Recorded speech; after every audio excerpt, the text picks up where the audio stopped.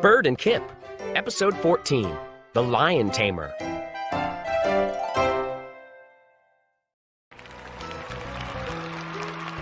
Bird loved watching the circus. Kip loved watching it too. In fact, Kip wanted to be in it. Kip wanted to be an acrobat. He also wanted to be a tightrope walker.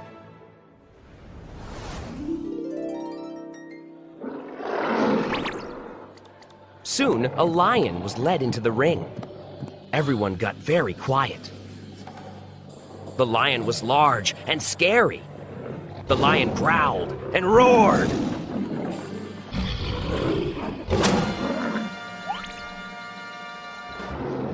A man stepped in front of the lion. The man was holding a chair. He was a lion tamer. The lion growled at the lion tamer. The lion roared at the lion tamer. But the lion tamer was not afraid. "Sit down," said the lion tamer. The lion sat down.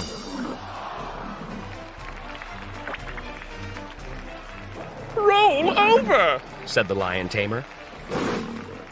The lion rolled over. "Psst, Bird," whispered Kip. "I would love to be in the circus.